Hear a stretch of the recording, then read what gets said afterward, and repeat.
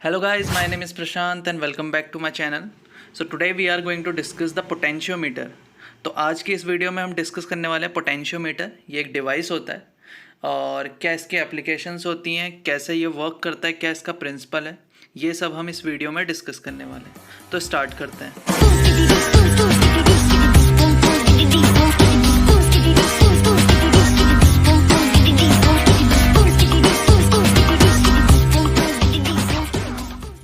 तो आज हम डिस्कस करने वाले हैं स्ट्रेस्ड वायर पोटेंशियोमीटर.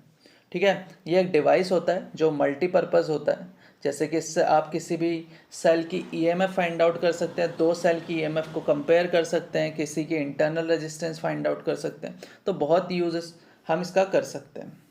बट आपको याद होगा कि हमारे पास पोटेंशियल डिफरेंस फाइंड आउट करने के लिए तो एक डिवाइस होता था जिसको हम कहते थे वोल्ट मीटर. ठीक है, तो उसमें क्या दिक्कत है? उसमें थोड़ी दिक्कत होती है. वो क्या होती है उसको समझते हैं. जैसे सपोज़ मेरे पास एक सर्किट है.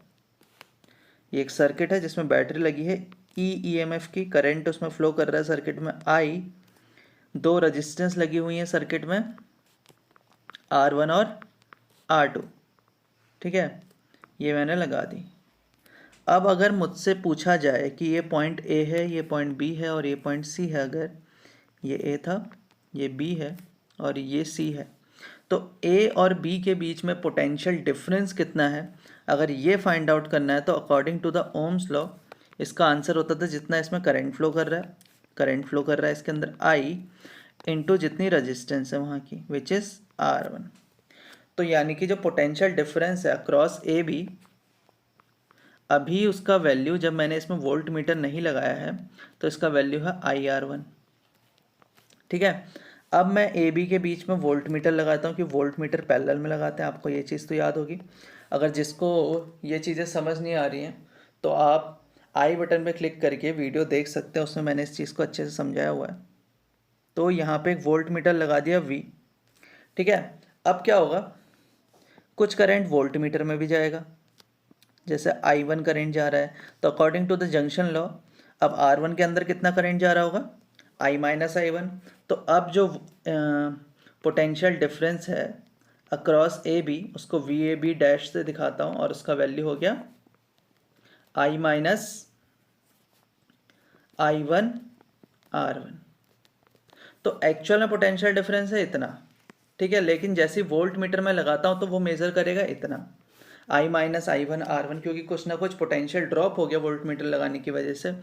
ठीक है, तो अगर मैं चाहता हूँ कि जो वोल्ट मीटर मेरा एरर दिखा रहा है, क्योंकि कहीं ना कहीं एरर दिखा ही रहा है, कम वैल्यू आ रही जितनी एक्चुअल में आनी चाहिए थी, I1 से कम हो जा रहा है I. तो अगर मैं चाहता हूँ कि मेरा वोल्ट मीटर एरर ना दिखाए, तो जो एक करंट I1 इसके अंदर जा रहा है उसका वैल्यू कितना होना चाहिए, लगभग ज़ीरो के बराबर. और ये लगभग ज़ीरो के बराबर कब होगा, जब इसकी रजिस्टेंस काफ़ी ज़्यादा होगी. वोल्ट मीटर की रजिस्टेंस जब काफ़ी ज़्यादा होगी तभी I1 का वैल्यू ज़ीरो होगा, क्योंकि करंट हमेशा ट्राई करता है ऐसे पाथ से जाने के लिए जहाँ पे रजिस्टेंस कम होती है. ठीक है, कोई भी जो करंट है यानी कि चार्ज का फ्लो हो रहा है, तो चार्ज कहाँ से मूव करने की ट्राई करेगा, हमेशा जहाँ से उसको ऑब्स्टेकल कम मिल रहा है. तो जहाँ पे रजिस्टेंस कम होगी वहाँ से सारा का सारा करंट जाएगा. तो मैं चाहता हूँ कि वोल्ट मीटर की रजिस्टेंस बहुत ज़्यादा कर दूँ, लगभग इनफाइनाइट कर दूँ, तो तब I1 का वैल्यू हो जाता है ज़ीरो के बराबर.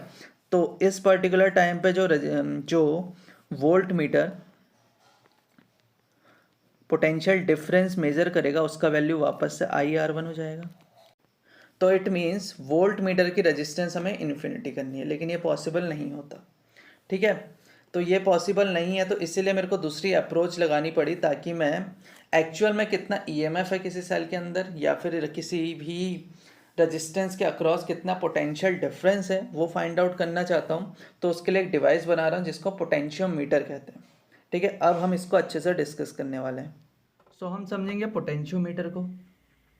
ठीक है, हम डिस्कस करने वाले हैं कि पोटेंशियोमीटर क्या होता है.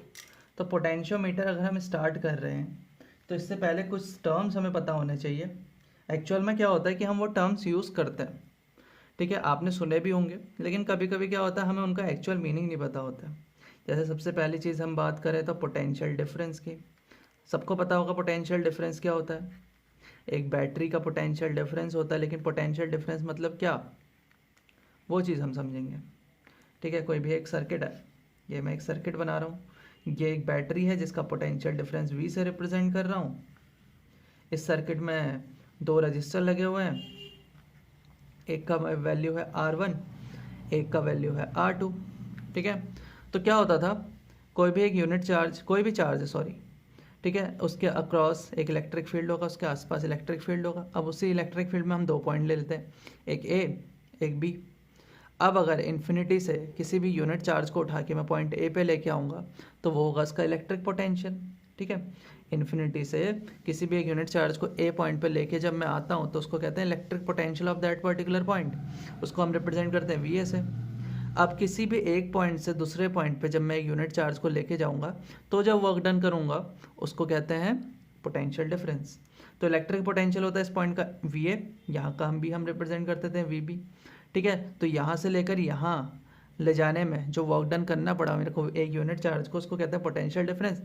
अगर पोटेंशियल डिफरेंस को रिप्रेजेंट करना हो तो वी ए बी से रिप्रेजेंट करते हैं, उसका वैल्यू होता है final potential minus initial potential, या फिर रिप्रेजेंट कर सकते हैं वर्क डन ए से बी में ले जाने में पर यूनिट चार्ज को। ठीक है, इतना चीज़ समझ में आया। तो कहीं ना कहीं पोटेंशियल डिफरेंस रिप्रेजेंट कर रहा है वर्क पर यूनिट चार्ज को। ठीक है, तो अगर मेरी एक बैटरी है उसका पोटेंशियल डिफरेंस V है तो उसका मतलब क्या क्या हो सकता है, यहाँ पे पहले इससे समझते हैं कि जो ये टर्मिनल है पहला वाला, टर्मिनल A से अगर मैं रिप्रेजेंट करूँ तो इसका पोटेंशियल होता है VA, तो इलेक्ट्रिक पोटेंशियल होता है इसका VA, और इस टर्मिनल का हो जाता है VB, और VA माइनस VB का वैल्यू होना चाहिए V के बराबर। तो अगर मैं VA को ले लेता हूँ V तो VB अपने आप हो जाता है 0। तो यानी कि VA का value electric potential positive terminal पे है V और यहाँ पे है 0। आप कुछ भी कंसिडर कर सकते हैं, मैंने इतना कंसिडर कर लिया। अब सेकंड क्या, जो हमने सेकंड यहाँ पे फॉर्मूला देखा है उसके अकॉर्डिंग समझते हैं। इसका मतलब क्या है कि भाई मेरे पास अगर एक यूनिट चार्ज है, मेरे पास एक यूनिट चार्ज है, जब मैं पॉजिटिव टर्मिनल से उठा के नेगेटिव टर्मिनल तक लेके आ रहा हूँ, उस पॉजिटिव यूनिट चार्ज को जब मैं पॉजिटिव टर्मिनल से उठा के नेगेटिव टर्मिनल तक लेके आ रहा हूँ, तो मैं जो वर्क डन कर रहा हूँ वो है V जूल के बराबर। यानी कि V का वैल्यू कुछ भी होगा, अगर 10 वोल्ट है तो यानी कि 10 जूल में वर्क करता हूँ एक यूनिट चार्ज को यहाँ से लेकर यहाँ लाने में। ठीक है, ये चीज़ समझ में आ गया, पोटेंशियल डिफरेंस का मतलब समझ में आ गया। अब साथ ही साथ पोटेंशियल ड्रॉप भी समझ लेते हैं।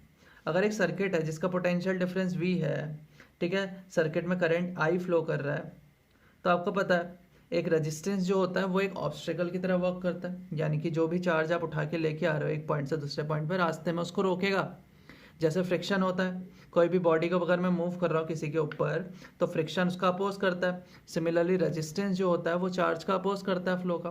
तो अगर ये पॉइंट मेरा x है, ये पॉइंट y है और ये पॉइंट z है, ठीक है, तो जब मैं एक यूनिट चार्ज को यहाँ से लेकर यहाँ लेके जाऊँगा, एक यूनिट चार्ज को यहाँ से लेकर यहाँ लेके जाऊँगा, तो जो मेरे को वर्क डन करना पड़ेगा वो क्या होगा, potential difference across X Y. ये चीज़ समझ में आया। अभी अपने डेफिनेशन समझिए, उसके अकॉर्डिंग जो वर्क डन करूँगा यूनिट चार्ज को यहाँ से यहाँ ले जाने में, उसका वैल्यू होगा potential difference across X Y, और उसका वैल्यू होता है ओम्स लॉ से जितना करंट फ्लो कर रहा है और जितना रेजिस्टेंस IR1। तो अब देखो मेरे पास जो भी बैटरी थी उसकी वजह से V जूल काम हो सकता था किसी भी एक यूनिट चार्ज पे। ठीक है, अब यहाँ से लेकर यहाँ जब मैं उसको लेके आ गया पार्टिकल को, यूनिट चार्ज वाले को, तब मैंने वर्क डन कितना कर लिया, IR1। तो अब जो आगे है YZ, वहाँ पे मेरे पास कितना वर्क डन बचा, यानी कि मैं कितना वर्क डन अपनी तरफ से कर सकता हूँ, V में एक्चुअल में कर सकता था, IR1 में पहले ही कर चुका हूँ, तो इतना ही तो वर्क डन कर सकता हूँ। तो देखिए अब हुआ क्या, जब मैं R2 पे पहुँचा यानी कि Y पॉइंट पे पहुँचा, तो अब जितना मेरा इनिशियली पोटेंशियल डिफरेंस था उसमें कुछ ड्रॉप आ गया, नहीं आ गया, एक्स वाई पे जितना मेरे को वर्क डन करना पड़ा उतना ड्रॉप आ गया। ठीक है, यानी कि जो y से z पे मैं वर्क डन करूँगा वो होगा v माइनस जितना पोटेंशियल ड्रॉप आया दो पॉइंट्स के बीच में। तो पोटेंशियल ड्रॉप यही रिप्रेजेंट करता है कि भैया दो पॉइंट्स के बीच का पोटेंशियल डिफरेंस कितना है। ठीक है, सीधी सीधी भाषा में अगर हम समझें तो पोटेंशियल डिफरेंस जो है दो पॉइंट्स के बीच का, वही पोटेंशियल ड्रॉप होता है। ठीक है, यानी कि जब मैं यूनिट चार्ज को यहाँ से लेकर वापस यहाँ तक लेके आऊँगा तो पोटेंशियल ड्रॉप इस पॉइंट तक कितना हो गया, 0, और यहाँ से लेकर यहाँ तक जो पोटेंशियल ड्रॉप आया वो कितना है, v, क्योंकि इतना ही तो इसके बीच का पोटेंशियल डिफरेंस है। ये चीज़ समझ में आ गई। अब सिमिलरली थोड़ा सा और समझ लेते हैं। जैसे मेरे पास एक वायर है, आपको पता है कोई भी वायर हो, कोई भी मटेरियल हो, उसकी एक रेजिस्टेंस होती है। तो कोई एक वायर है जिसका लेंथ है L और एरिया ऑफ क्रॉस सेक्शन है A, ठीक है। तो रेजिस्टेंस का फॉर्मूला यहाँ पे ये होता है रो L बाय A, ठीक है। तो जो रेजिस्टेंस होगी इस वायर की वो होगी रो L बाय A, लेंथ और उसका एरिया ऑफ क्रॉस सेक्शन रो होता है रेजिस्टिविटी। तो अगर इस वायर को मैं दो पार्ट में डिवाइड कर देता हूँ, इसका लेंथ अगर L1 है, इसका लेंथ अगर L2 है, तो आप खुद सोचिए इतनी इसकी भी खुद की रेजिस्टेंस होगी और इसकी भी खुद की रेजिस्टेंस होगी, ठीक है। तो एक वायर की भी रेजिस्टेंस होती है जिसका वैल्यू होता है रो L बाय A, और अगर उसको मैं डिवाइड कर दूँ तो वो दो रेजिस्टेंस में डिवाइड हो गया, R1 R2। तो अब आप खुद सोचिए, अगर मैं इस वायर को एक बैटरी से कनेक्ट कर देता हूँ, इस वायर को अगर मैं एक बैटरी से कनेक्ट कर रहा हूँ जिसका वैल्यू V है, तो ऑब्वियसली इस वायर के अंदर भी जब मैं यूनिट चार्ज को लेके जाऊंगा तो कुछ ना कुछ वर्क डन करना पड़ेगा। तो यानी कि ये जो वायर होता है उसके अक्रॉस भी पोटेंशियल ड्रॉप होता है।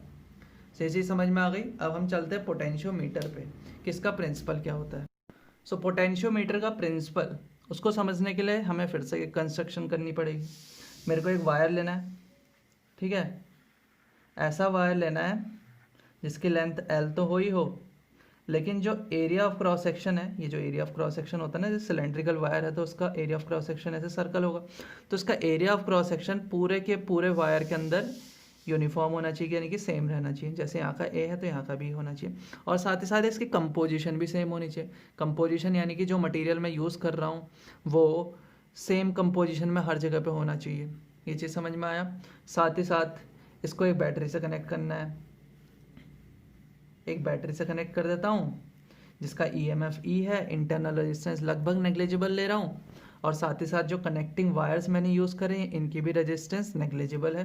और एक लेना है रियोस्टेट। रियोस्टेट क्यों लेना है? रियोस्टेट क्या काम करता है? करंट को कांस्टेंट करता है।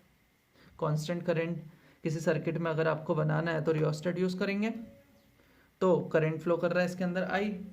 तो पोटेंशियोमीटर का प्रिंसिपल ये कहता है कि अगर मेरे पास एक वायर है जिसकी लेंथ L है, एरिया ऑफ क्रॉस सेक्शन और कंपोजिशन दोनों यूनिफॉर्म है, और सर्किट में करंट I फ्लो कर रहा है, तो होता ये है कि जो ये वायर है इसकी किसी भी पर्टिकुलर लेंथ, जैसे कि मैं L1 लेंथ तक कितना पोटेंशियल ड्रॉप हुआ, कितना पोटेंशियल ड्रॉप हुआ है V1 से, अगर मैं उसको रिप्रेजेंट करूं तो वो कहीं ना कहीं प्रोपोर्शनल होता है कि जितनी पर्टिकुलर लेंथ के बीच में हम पोटेंशियल ड्रॉप फाइंड आउट करने वाले हैं उस लेंथ के। ये चीज़ समझ में आया?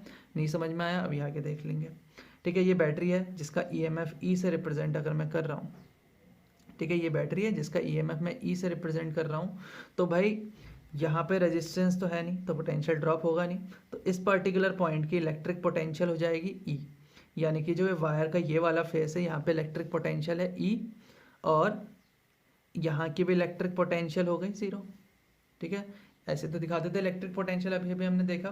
तो यानी कि यहाँ पे जब मैं एक यूनिट चार्ज को पकड़ूंगा तो यहाँ से लेकर यहाँ तक मैं जब उसको लेके जाऊँगा तो मेरे को अपनी तरफ से E जूल वर्क करना पड़ेगा। ये चीज़ समझ में आ गया? तो देखो, यानी कि यहाँ पे मैं खड़ा हूँ तो यहाँ से यहाँ मैं जो वर्क डन कर रहा हूँ यूनिट चार्ज को ले जाने में वो है E जूल के बराबर। तो अगर मैं निकालना चाहता हूँ कि potential difference per unit length कितना है, ठीक है, E और 0 को माइनस कर देंगे तो पोटेंशियल डिफरेंस ही बता रहा है कि जो ये वायर है इसके अक्रॉस पोटेंशियल डिफरेंस है E और लेंथ है इसका L। तो अगर मैं potential difference per unit length निकालना चाहता हूँ तो उसका वैल्यू आ गया E बाय L।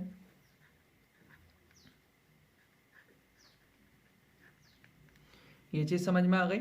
अब मेरे को निकालना है कि भाई V1 का वैल्यू है, कि मतलब पोटेंशियल ड्रॉप कितना हो गया इस पॉइंट से इस पॉइंट पे जब मैं पहुंचा, वो अगर मुझे निकालना है तो दो पॉइंट्स के बीच का पोटेंशियल डिफरेंस आप सिंपली फाइंड आउट कर लो। देखो potential difference per unit length तो इतना E बाय L, ठीक है। अब आगे समझते हैं, पर यूनिट लेंथ इतना है लेकिन मेरे को कितनी लेंथ के लिए चाहिए? L1 लेंथ के लिए चाहिए। तो पोटेंशियल डिफरेंस निकालने वाला हूँ मैं लेंथ L1 के लिए, उसका वैल्यू हो जाएगा E by L into L1। ये चीज़ समझ में आ गया? ये बताता potential difference between point A and C। Potential difference जितना होता है दो पॉइंट्स के बीच में उतना ही तो वो अगले पॉइंट पे जब मैं पहुंचूंगा तो पोटेंशियल ड्रॉप आता है। ये चीज़ समझ में आ गया? तो V1 का वैल्यू भी कहीं ना कहीं इतना हो गया। तो वापस से यहाँ पे क्या प्रूफ हुआ? देखो E by L, EMF battery का तो सेम रहने वाला है, ठीक है। लेंथ इसका चेंज होने वाला नहीं है, सिर्फ चेंज हो सकता है तो L1 का वैल्यू, तभी V1 चेंज हो सकता है। तो V1 आ गया यहाँ पे प्रोपोर्शनल सीधे सीधे L1 के, ठीक है। तो अगर मैं एक ग्राफ बनाऊं लेंथ और पोटेंशियल ड्रॉप के बीच का, अगर मैं लेंथ और पोटेंशियल ड्रॉप के बीच का ग्राफ अगर मैं प्लॉट करता हूँ तो वो कुछ ऐसा लीनियर ग्राफ आता है, यानी कि जैसे जैसे मैं आगे बढ़ते जाता हूँ उतना ही पोटेंशियल ड्रॉप हमें देखने को मिलता है पूरे वायर के अंदर। जैसे कि अगर मैं 10 वोल्ट की बैटरी लगाता तो ये हो जाता 10, ये होता था 0। अगर मैं इस वायर के 10 इक्वल पार्ट कर दूँ, 4, 5, 6, 7 और 10, तो हर एक पार्ट में जाने में मेरे को पोटेंशियल ड्रॉप देखने को मिलेगा 1 वोल्ट का। यानी कि यहाँ 1 वोल्ट पोटेंशियल ड्रॉप हुआ, फिर 1 वोल्ट होगा, फिर 1 वोल्ट होगा। यानी कि अब इस वायर के बीच में पोटेंशियल डिफरेंस होता 9 वोल्ट, फिर 8 volt, 7 volt, 6 volt, 5 volt, 4 volt, 3 volt, 2 volt, 1 volt, इस तरह से चल रहा होता है। तो ये है पोटेंशियोमीटर का प्रिंसिपल, ठीक है। अब यहाँ पे आपने एक टर्म देखा E/L, E रिप्रेजेंट कर रहा था बैटरी की ईएमएफ को, क्योंकि मैंने नेग्लिजिबल रेजिस्टेंस लिया है। अगर ईएमएफ की जगह पोटेंशियल डिफरेंस कंसीडर कर रहा हूँ तो कुछ ना कुछ इसकी रेजिस्टेंस है, तो वो फॉर्मूला हो जाता है E/L की जगह पे V/L, ठीक है। Potential difference per unit length, तब भी कोई दिक्कत नहीं आई क्योंकि मैंने अब इसमें इंटरनल रेजिस्टेंस ले लिया, कोई दिक्कत नहीं है इतनी। तो जो V/L होता है इसको कहता है पोटेंशियल ग्रेडियंट, इसको कहा जाता है पोटेंशियल ग्रेडियंट। यानी कि किसी भी चीज़ को अगर मैं लेंथ से डिवाइड कर रहा हूँ तो उसको कहा जाता है ग्रेडियंट। जैसे किसी को भी टाइम से मैं डिवाइड कर रहा हूँ तो उसको कहते हैं रेट, वैसे ही अगर किसी लेंथ से डिवाइड करता हूँ तो उसको कहते हैं ग्रेडियंट। तो ये होता है पोटेंशियल ग्रेडियंट, जिसको हम के से रिप्रेजेंट भी करते हैं। के का मतलब कांस्टेंट, क्योंकि ये किसी भी एक सिस्टम के अंदर कांस्टेंट रहने वाला है। तो ये तो था पोटेंशियोमीटर का प्रिंसिपल। अब हम कंस्ट्रक्ट करने वाले हैं पोटेंशियोमीटर को। आपको एक वुडन ब्लॉक लेना है, ठीक है। एक बड़ा सा वुडन ब्लॉक लीजिए और उसमें एक बहुत लंबा वायर, लगभग 5 से 10 मीटर लंबा एक मैंगनम का वायर लीजिए, ठीक है। और उसको इसमें हमें पुट करना है। अब देखिए कोई भी वुडन ब्लॉक है, 5 से 10 मीटर का वुडन ब्लॉक अगर आप ले रहे हैं तो काफ़ी बड़ा होगा, और वो जो डिवाइस है वो भी उतना पोर्टेबल नहीं हो पाएगा। हालांकि पोटेंशियोमीटर पोर्टेबल होता भी नहीं है, बट फिर भी काफ़ी बड़ा हो जाएगा 5 से 10 मीटर का। तो हम क्या करते हैं, जो वायर होता है, ठीक है, जो वायर मैं ले रहा हूँ 5 से 10 मीटर का, जिसको मैं ए बी से रिप्रेजेंट करूँ, तो उसको सीधा ना करके क्या करते हैं, ऐसे कुछ इस तरह से हम उसको स्ट्रेच करते हैं। जैसे कि ये पॉइंट ए है वायर का, 1 मीटर लॉन्ग, ऐसे लो, ठीक है। फिर यहाँ पे कॉपर की स्ट्रिप लगा दो, ये कॉपर की स्ट्रिप लगाई। फिर वायर को कुछ इस तरह से लेके गए, फिर यहाँ पे कॉपर की स्ट्रिप लगाई 1 मीटर के बाद, फिर यहाँ पे कॉपर की स्ट्रिप लगाई। इस तरह से पूरे 5 से 10 मीटर वायर को इस वुडन ब्लॉक में फिट किया जाता है, ठीक है। इस तरह से हमने इसको बनाया और हमने इसको फिट कर दिया, ठीक है। तो ये 5 से 10 मीटर वायर होता है। अब कॉपर जो है उसको थोड़ी देर तक हम समझते हैं कि इसके नेग्लिजिबल रेजिस्टेंस है, हालांकि होगी कॉपर की, होती तो सब चीज़ की है, बट फिर भी हम नेग्लिजिबल इसको मानते हैं, ठीक है। एक मैंगनम का बहुत लंबा वायर लिया 5 से 10 मीटर का, और साथ ही साथ उसका area of cross section uniform होना चाहिए, कंपोजिशन यूनिफॉर्म होना चाहिए, तो हम देख ही चुके हैं। ये पॉइंट ए, ये पॉइंट बी।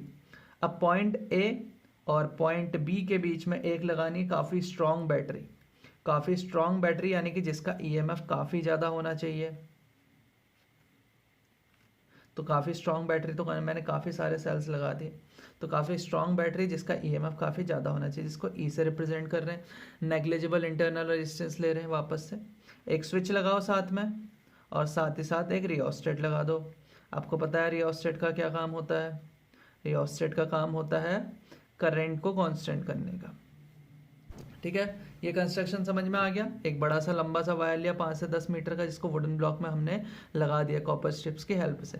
बैटरी लगाई, स्ट्रॉन्ग बैटरी जिसका ईएमएफ ई है, ठीक है। स्विच लगा दिया और रियोस्टेट लगा रखा है, ठीक है। अब आप देखिए वापस से वही चीज़ है, नेग्लिजिबल वायर की रेजिस्टेंस, ठीक है, और स्विच के अक्रॉस भी पोटेंशियल ड्रॉप आ नहीं रहा है। तो ये पॉइंट जो है ए, इस पॉइंट का पोटेंशियल हो जाएगा इलेक्ट्रिक पोटेंशियल ई, यहाँ का हो जाएगा 0।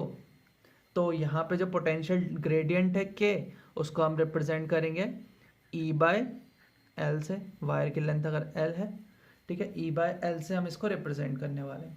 ये चीज़ समझ में आया। यहाँ का पोटेंशियल हो गया E, यहाँ का 0, ये चीज़ याद रखनी है। और पोटेंशियल ड्रॉप आपको अभी अभी हमने बताया था इसके प्रिंसिपल में कि जो पोटेंशियल ड्रॉप होगा किसी भी पर्टिकुलर लेंथ में वो प्रोपोर्शनल होगा उस पर्टिकुलर लेंथ के। बस इतना समझ में आ गया। अब हम चलते हैं इसकी एप्लीकेशंस पे, ठीक है। एप्लीकेशन जब भी हम यूज़ करेंगे तो जब भी हम अभी उनको देखेंगे तो इतना लंबा वायर ऐसे ऐसे लेंगे तो थोड़ा कन्फ्यूज़न हो रहा है, तो सीधे सीधे क्या किया जाता है, इसके डायग्राम को थोड़ा सा सिंप्लीफाई किया जाता है। कैसे करते हैं वो चीज़ समझते हैं, ठीक है। वही वापस से एक वुडन ब्लॉक बनाओ, बस वायर को इस तरह से दिखाओ A, B, ठीक है। और यहाँ पे कनेक्टिंग वायर्स लगा दीजिए, एक बैटरी लगाइए, वही बैटरी लगा दी, स्विच भी वही लगा रखा है, ठीक है। रियोस्टेट भी वैसे ही लगा देते हैं हम, एक आरत से रिप्रेजेंट कर दीजिए रियोस्टेट को, और इस तरह से ये दिखाया, ठीक है। और यहाँ का EMF E, यहाँ का 0, ये वायर है जिसका लेंथ है L। क्वेश्चन देखिए, a potentiometer wire is 10 meter long and has a resistance of 18 ohm. It is connected to a battery of EMF 5 volt and internal resistance 2 ohm.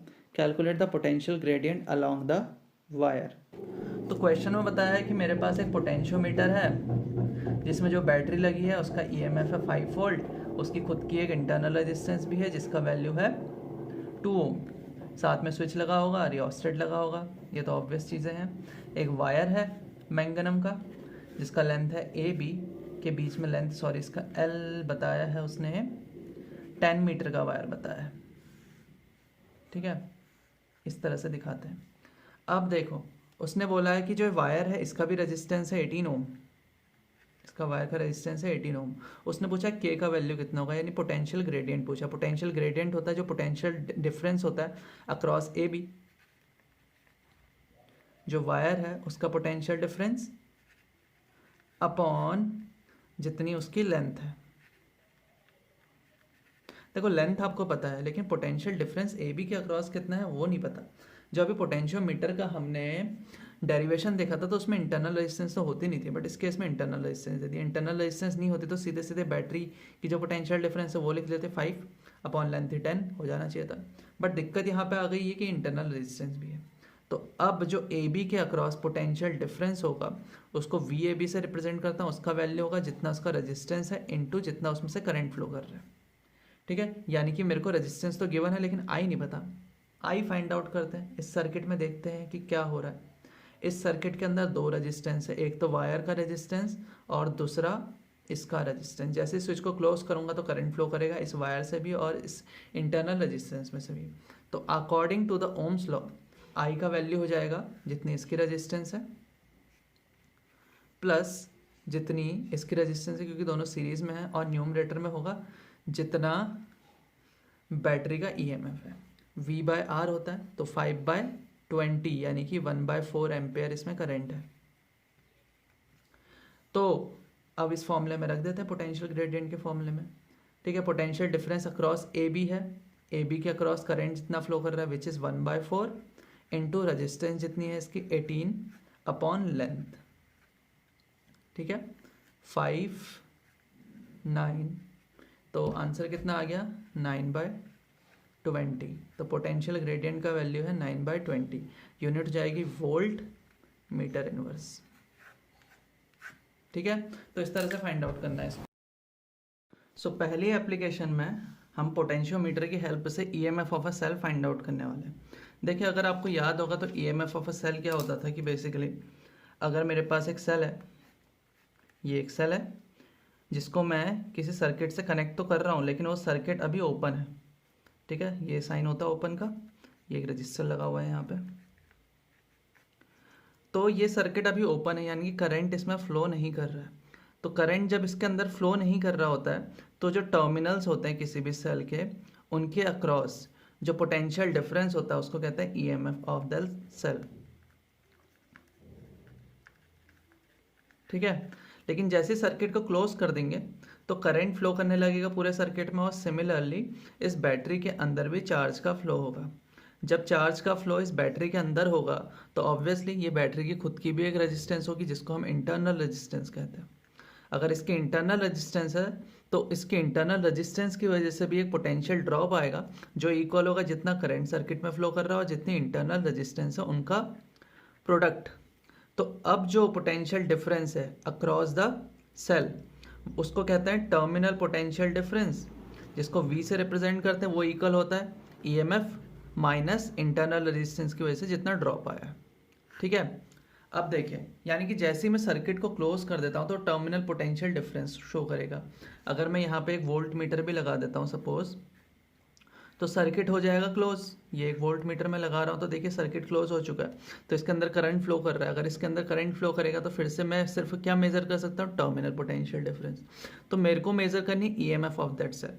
EMF किसी भी cell की तभी major हो सकती है जब उस सेल में करंट फ्लो नहीं हो रहा। तो एक सेल की EMF फाइंड आउट करने के लिए मुझे सबसे पहले कंसिडर करना पड़ेगा एक पोटेंशियोमीटर जिसमें एक बैटरी लगी है जिसका वैल्यू है यानी कि पोटेंशियल डिफरेंस है E। स्विच है, साथ में एक रियोस्टेट लगा होता है कांस्टेंट करंट के लिए। ठीक है, और ये बैटरी है, इसकी नेग्लिजिबल रेजिस्टेंस लेनी है मुझे। A और B दो पॉइंट्स होंगे जिनके बीच में मैंने एक मैंगनम का वायर लगाया होगा जिसकी लेंथ होगी L। रियोस्टेट की वजह से कांस्टेंट करंट इसके अंदर आ रहा है। नेग्लिजिबल रेजिस्टेंस है बैटरी की, स्विच की भी नेग्लिजिबल रेजिस्टेंस है, कनेक्टिंग वायर की भी नेग्लिजिबल रेजिस्टेंस है। तो AB के अक्रॉस पोटेंशियल डिफरेंस होने वाला है E। ठीक है, इसके अक्रॉस पोटेंशियल डिफरेंस होने वाला है E। ठीक है, यानी कि A पॉइंट का इलेक्ट्रिक पोटेंशियल होगा E और B पॉइंट का इलेक्ट्रिक पोटेंशियल होगा 0, तभी तो पोटेंशियल डिफरेंस E आएगा। तो वापस से potential difference per unit length अगर मैं देखूँ इस पोटेंशियोमीटर का, जिसको मैं K से रिप्रेजेंट करता हूँ, उसका वैल्यू है potential difference E upon length, यानी कि इसकी पर यूनिट लेंथ में इतना पोटेंशियल ड्रॉप आ रहा है। 2 यूनिट लेंथ लूँगा तो उसमें होगा 2E/L, 3 लूँगा तो 3E/L, L1 लेंथ लूँगा तो L1E/L आ जाएगा। ठीक है, अब मेरे को वो सेल लेना है जिसकी EMF मेरे को मेज़र करनी है। तो ये वो सेल है जिसकी EMF मेरे को मेज़र करनी है। इसकी EMF मैंने E1 से रिप्रेजेंट किया, लेकिन इसको मैं कैलकुलेट करूँगा। ये चीज़ समझ में आया? ध्यान रखने वाली चीज़ें क्या है, जब भी मैं ये एक्सपेरिमेंट करता हूँ तो ध्यान रखना होता है, सबसे पहली चीज़ ध्यान में ये रखनी होती है कि हमेशा EMF ऑफ पोटेंशियोमीटर बैटरी, जो पोटेंशियोमीटर की बैटरी है, उसका EMF हमेशा ज़्यादा होना चाहिए इससे। ठीक है, सेकंड चीज़ हमेशा ये याद रखनी है कि अगर मैं जो ये बैटरी बाहर से ले रहा हूँ ना, इसको अगर मैं टर्मिनल B से कनेक्ट करूँगा तो इसका नेगेटिव टर्मिनल कनेक्ट करूँगा, क्योंकि नेगेटिव बैटरी का वहाँ पे। अगर A से कनेक्ट करूँगा तो पॉजिटिव से कनेक्ट करूँगा। ठीक है, पॉजिटिव टर्मिनल A से कनेक्ट करूँगा अगर यहाँ से कहूँ तो। इतना समझ में आ चुका है? ठीक है, मैंने एक सेल ले लिया। ये सेल का भी एक रेजिस्टेंस होगा, इंटरनल रेजिस्टेंस को स्मॉल r से दिखाते हैं, और ये टर्मिनल इस तरह से होगा। यहाँ पे मेरे को लगाना है गैल्वेनोमीटर जिसका नेग्लिजिबल रेजिस्टेंस ले रहा हूँ, और उसके साथ लगी है एक जॉकी जिसका रेजिस्टेंस भी नेग्लिजिबल है। तो ये मेरी कुछ बैटरी है। ठीक है, तो मैं इसको ये बैटरी दिखाता हूँ इस तरह से। ठीक है, अब क्या होता है, जैसे ही मैं जॉकी को, जैसे ये स्विच क्लोज करूँगा, सबसे पहली चीज़ तो ये तो ऑब्वियस है, ये स्विच को क्लोज करा, जॉकी को मैंने स्लाइड करना स्टार्ट करा इस वायर के ऊपर, तो एक ऐसा पॉइंट भी आपको देखने को मिला, ये पॉइंट को मैं D कहता हूँ। ये एक ऐसा पॉइंट है कि वहाँ पे गैल्वेनोमीटर ने डिफ्लेक्शन दिखाया 0, क्योंकि गैल्वेनोमीटर तो करंट मेजर करता है, लेकिन उसने डिफ्लेक्शन 0 दिखाया। यहाँ पे बैटरी कनेक्टेड है, करंट इस बैटरी के अंदर फ्लो कर रहा है, बट फिर भी गैल्वेनोमीटर मैंने यहाँ पर कनेक्ट किया तो गैल्वेनोमीटर दिखा रहा है 0 डिफ्लेक्शन।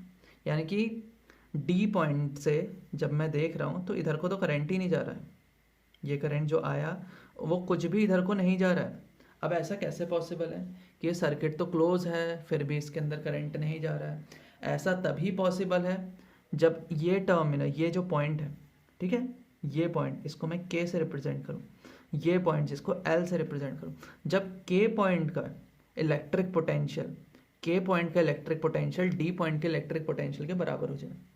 ये चीज़ समझ में आई कि जब K पॉइंट का इलेक्ट्रिक पोटेंशियल D पॉइंट के इलेक्ट्रिक पोटेंशियल के बराबर हो जाए तो करंट इसमें फ्लो ही नहीं करेगा। व्हीटस्टोन ब्रिज में भी हमने पढ़ा था कि जब बैलेंस कंडीशन होती थी तो जो गैल्वेनोमीटर जहाँ पे कनेक्टेड होता था वो दोनों तरफ का इलेक्ट्रिक पोटेंशियल सेम हो जाता, तो करंट उसमें फ्लो ही नहीं करता था। तो यानी कि जो K पॉइंट है वहाँ का इलेक्ट्रिक पोटेंशियल D पॉइंट के इलेक्ट्रिक पोटेंशियल के बराबर हो गया होगा, तभी करंट फ्लो नहीं कर रहा। और सिमिलरली यहाँ पे भी हुआ होगा कि बी पॉइंट का इलेक्ट्रिक पोटेंशियल एल पॉइंट के इलेक्ट्रिक पोटेंशियल के बराबर होगा। यहाँ का 0 है तो यहाँ का भी 0। अब तो हमें फाइंड आउट करना है के का वैल्यू कितना है।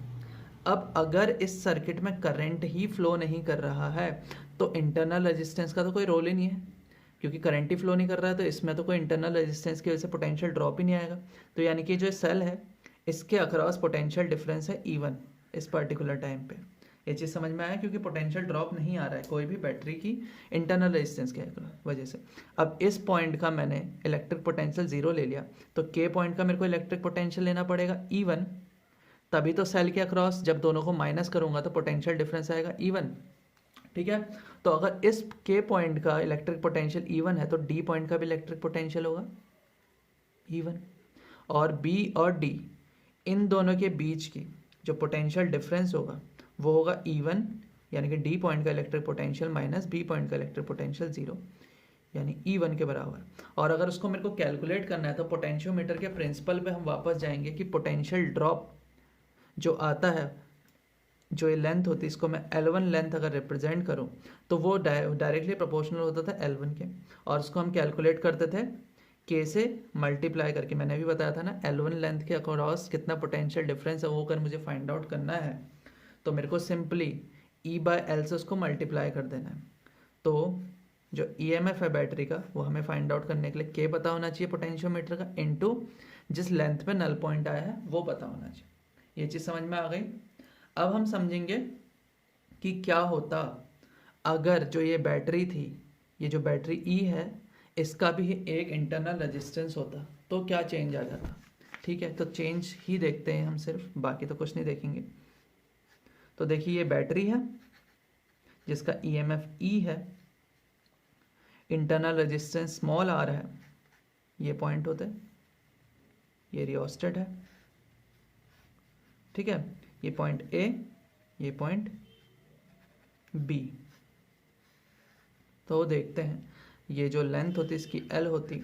अब देखिए अगर इसकी इंटरनल रेजिस्टेंस है, सर्किट को मैंने जैसे ही क्लोज करा करंट इसमें फ्लो करना स्टार्ट करेगा। करंट अगर फ्लो करेगा तो इंटरनल रेजिस्टेंस R की वजह से एक पोटेंशियल ड्रॉप आएगा जिसका वैल्यू होगा स्मॉल i स्मॉल r। ये चीज़ समझ में आ गया। इसके अक्रॉस जो पोटेंशियल ड्रॉप आया उसका वैल्यू होगा जितना करंट फ्लो करा सर्किट के अंदर, स्मॉल i से रिप्रेजेंट कर रहा हूँ, इनटू जितनी इसकी रेजिस्टेंस है।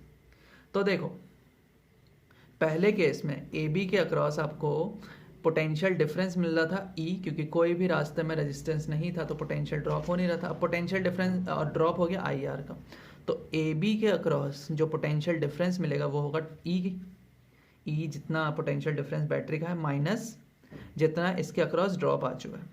ये चीज़ समझ में आ गया। तो अब इस बार जो K का वैल्यू होगा तो वो K का वैल्यू चेंज हो जाएगा, E/L था, इस बार हो जाएगा E माइनस IR, जितना पोटेंशियल डिफरेंस है इस वायर के across, upon L।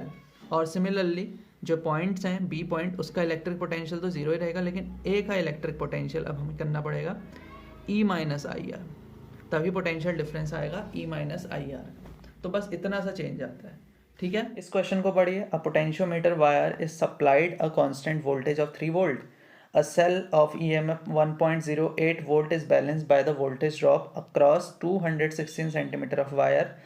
Find the length of the potentiometer wire.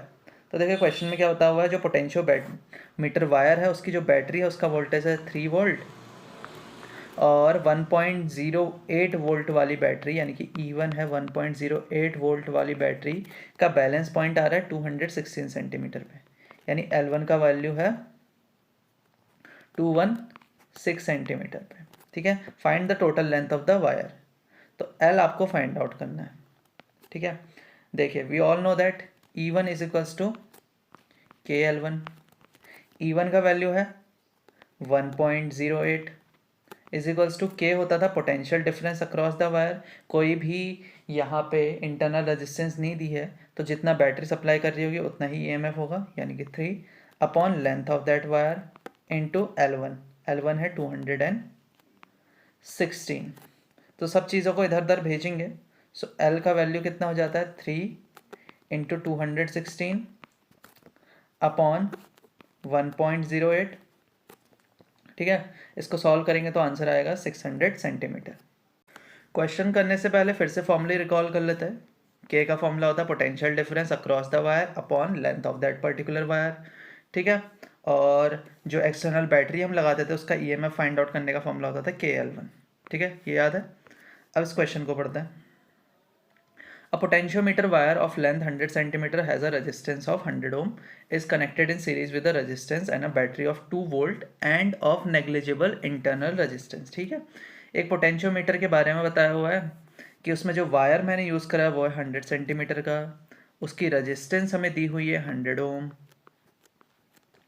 उसको सीरीज़ में कनेक्ट किया हुआ है एक रजिस्टर R और बैटरी 2 वोल्ट की, और इंटरनल रेजिस्टेंस बैटरी का नन है यानी नेग्लिजिबल है।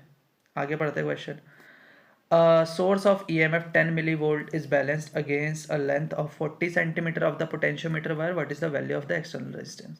ठीक है, एक्सटर्नल बैटरी लगाई 10 मिलीवोल्ट की जो कि बैलेंस आउट हो गई 40 सेंटीमीटर पे वायर पे, ठीक है, बैलेंस हो गई यानी कि करंट इसमें फ्लो नहीं कर रहा, ठीक है।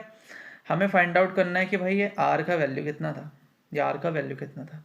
देखिए R का वैल्यू अगर मुझे फाइंड आउट करना है तो फॉर्मूला सिंपल सा ये है, I इज इक्वल्स टू, क्योंकि ये जो सर्किट में करंट फ्लो कर रहा होगा उसको मैं आई से रिप्रेजेंट कर रहा हूँ, और करंट पूरा का पूरा ऐसे जा रहा होगा, नीचे को नहीं जा रहा होगा क्योंकि बैलेंस कंडीशन में। तो आई इज इक्वल्स टू जितना सर्किट की पोटेंशियल डिफरेंस है विच इज़ 2 अपॉन जितना सर्किट में रेजिस्टेंस है R प्लस 100 ओम, ठीक है, वायर का 100 ओम और ये R दोनों सीरीज़ में है, R प्लस 100।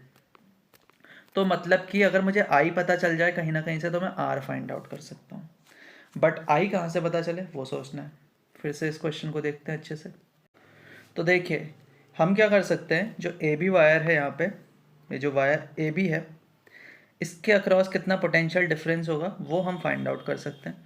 तो potential difference across A B,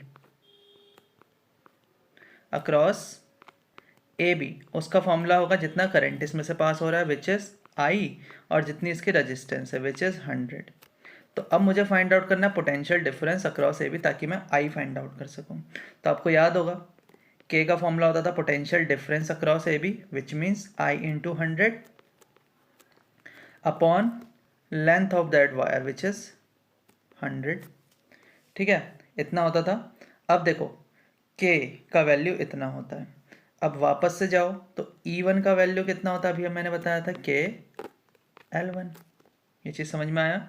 जहाँ पे K है इतना, जो ये रहा I है यानी कि K का वैल्यू है I, ठीक है, लेंथ जहाँ पे बैलेंस पॉइंट आया था वो थी 40,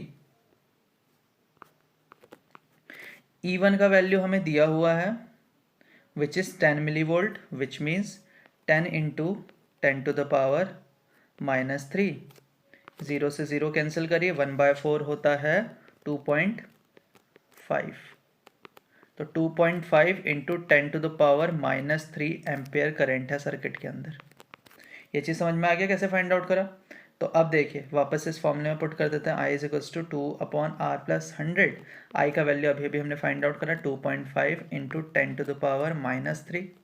अब देखिए वेरिएबल कितना बचा, एक ही वेरिएबल, एक इक्वेशन पड़ी हुई है, तो R का वैल्यू यहाँ से मिल जाएगा, तो R का वैल्यू आ गया 790 ओम, ठीक है। इस तरह से वाला क्वेश्चन करना था।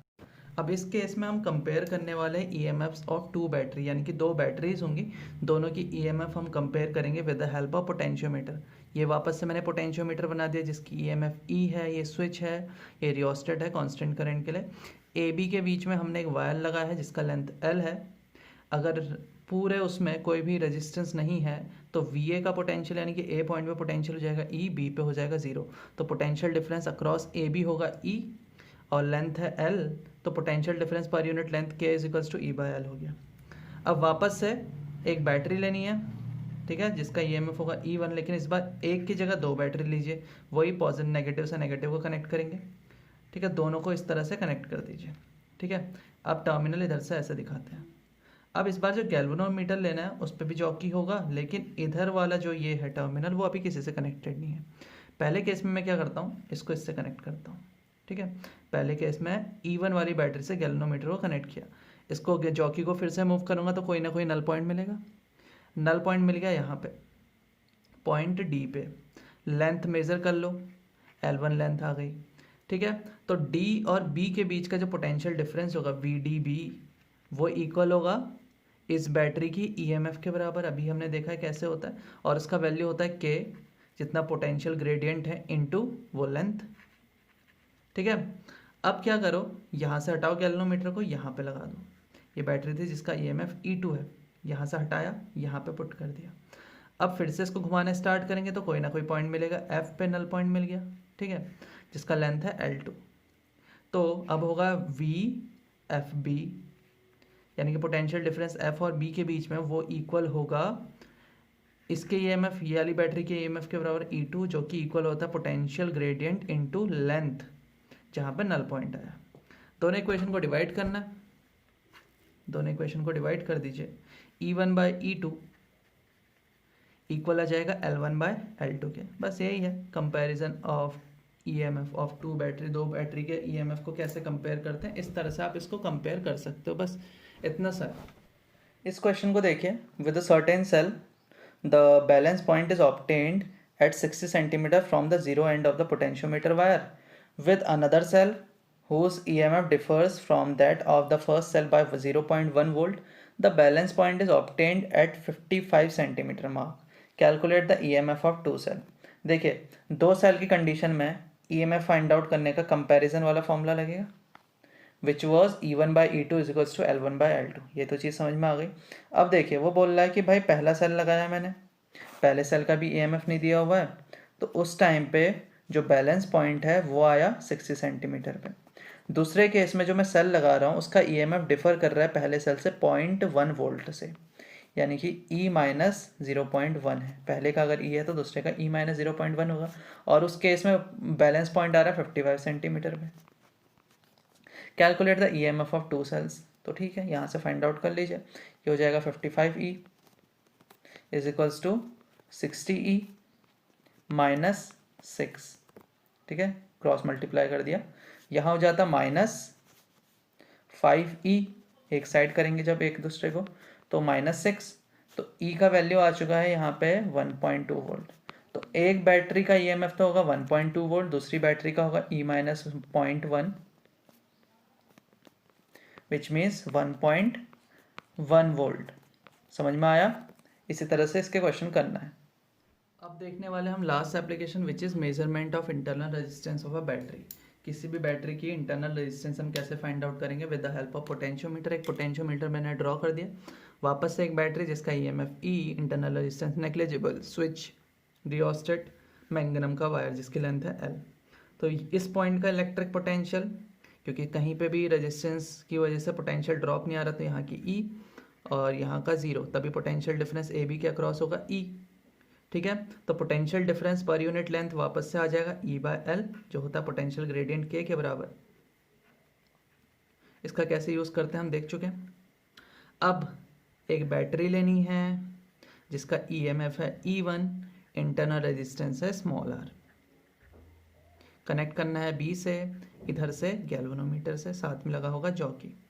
मूव करना स्टार्ट करो, एक पॉइंट नल पॉइंट आ जाएगा जिसको हम E से रिप्रेजेंट कर देते हैं, और लेंथ होगा L1।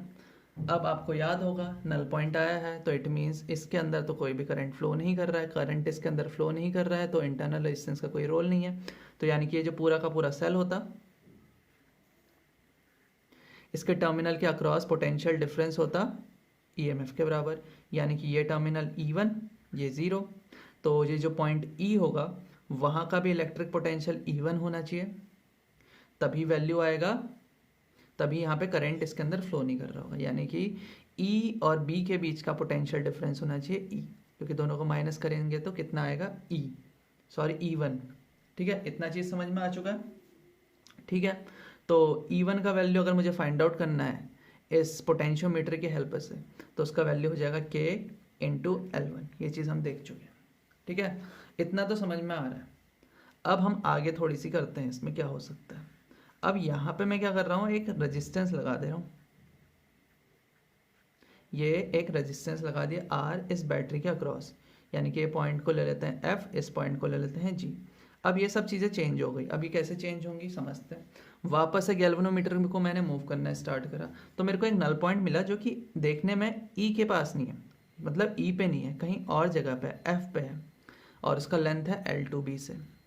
तो अब ये चेंज कैसा आया, सर्किट तो वैसी है, करंट तो फ्लो कर नहीं रहा होगा क्योंकि नल पॉइंट है, तो करंट तो इसके अंदर फ्लो नहीं कर रहा है, फिर भी लेंथ चेंज हो चुकी है। वो कैसे हुआ, वो चेंज हुई इसकी वजह से। अब वो कैसे चेंज आया उसको समझते हैं। देखिए अब करंट इधर को तो फ्लो नहीं कर रहा है, ये जो है इधर नल पॉइंट है, तो यानी कि करंट तो यहाँ पे फ्लो नहीं कर रहा है क्योंकि यहाँ का पोटेंशियल और उस पर्टिकुलर पॉइंट का पोटेंशियल सेम है। लेकिन दिक्कत आ गई यहाँ पे, क्योंकि ये रेजिस्टेंस यहाँ पे जैसी मैंने लगाया तो ये सर्किट हो चुका है, ये वाला सर्किट क्लोज हो चुका है, ठीक है, जी एफ और ये रेजिस्टेंस वाला सर्किट ये क्लोज हो चुका है। अब इसके अंदर करंट फ्लो कर रहा है आई, और according to the Ohm's law I का वैल्यू होगा जितना सर्किट का ईएमएफ है अपॉन रेजिस्टेंस जितना है आर प्लस स्मॉल आर, क्योंकि दोनों सीरीज में है, वहाँ को तो करंट जा नहीं रहा है तो दोनों सीरीज में है, ठीक है। तो अब जो ये पॉइंट जी है इसके अक्रॉस जो पोटेंशियल डिफरेंस हो, इलेक्ट्रिक पोटेंशियल होगा, वो कितना होगा उसको फाइंड आउट करने के लिए रेजिस्टेंस के across potential difference find out करते हैं। ओम्स लॉ से हो जाता है जितना इसका रेजिस्टेंस है इनटू जितना करंट जा रहा है इसके अक्रॉस, वो है E1 R प्लस R। तो इस रजिस्टर के अक्रॉस पोटेंशियल डिफरेंस है E1 R upon R plus R। तो ये पॉइंट को तो वापस से हम जीरो लेंगे, तो ये पॉइंट का इलेक्ट्रिक पोटेंशियल अपने आप हो जाएगा E1 R upon capital R plus small r। रास्ते में wire, connecting wire negligible resistance वाला, तो जो G पॉइंट होगा वहाँ का भी इलेक्ट्रिक पोटेंशियल होगा E1 R upon capital R plus small r। और ये जो पॉइंट F आया, क्योंकि करंट यहाँ को फ्लो नहीं कर रहा है तो पोटेंशियल दोनों का सेम होगा, तो यानी कि यहाँ का भी है E1 R upon R plus R। तो जो दो पॉइंट्स होंगे L2 लेंथ पे, उन दोनों के बीच का पोटेंशियल डिफरेंस होगा E1 R upon capital R plus small r, जिसका वैल्यू होगा K इंटू जितनी उसकी लेंथ है। यही तो पोटेंशियोमीटर क्या आता है, ठीक है। इतना समझ में आया। अब इसके बाद करना क्या है, दोनों को डिवाइड करना है इक्वेशंस को। ये इक्वेशन 1 थी, ये इक्वेशन 2 थी, तो भाई आंसर देखते हैं कितना आता है। E1 से E1 कैंसिल, डिनोमिनेटर में बचा R और ऊपर चले गया capital R plus small r, और यहाँ से K से K cancel, L1 bye L2।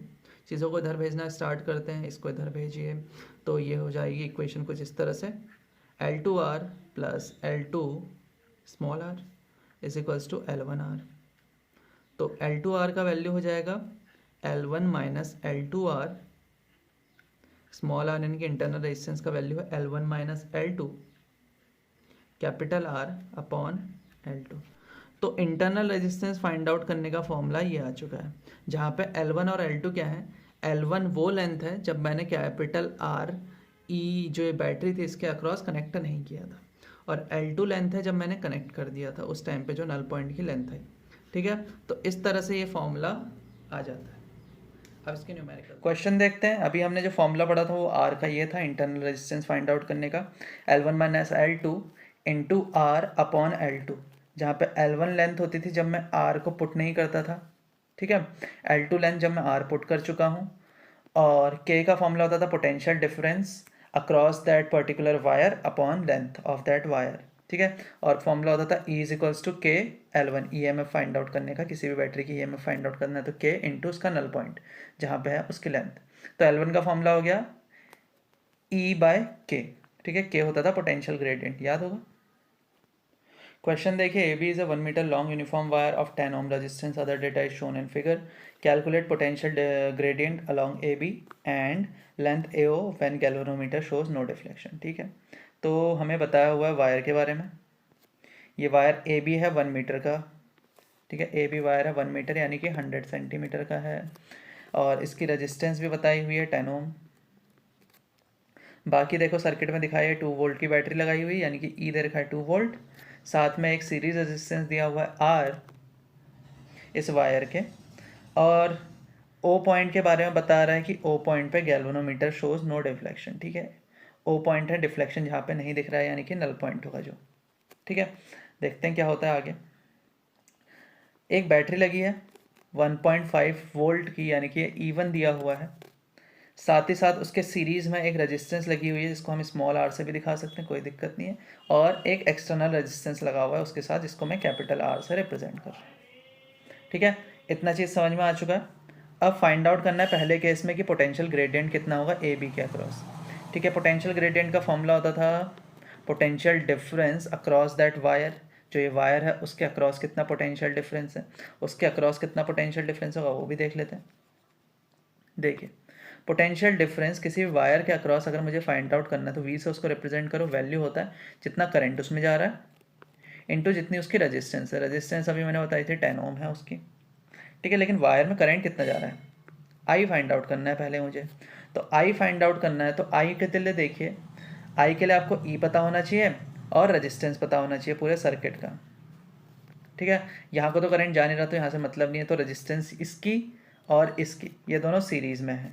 तो 10 + 15 यानी कि 25 रेजिस्टेंस हो गई और वोल्टेज है 2 वोल्ट, तो 2/25 इतना तो करंट होगा, ओम्स लॉ ये कहता है, ठीक है। तो आई का वैल्यू यहाँ से आ चुका है 0.08 एम्पेयर।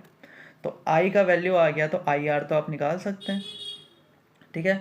आई आर का वैल्यू हो जाएगा 0.08 × 10 यानी कि 0.8 वोल्ट, और के का वैल्यू था पोटेंशियल डिफरेंस जो था उस वायर के across which is 0.8 volt upon length of that wire which is 100 centimetre.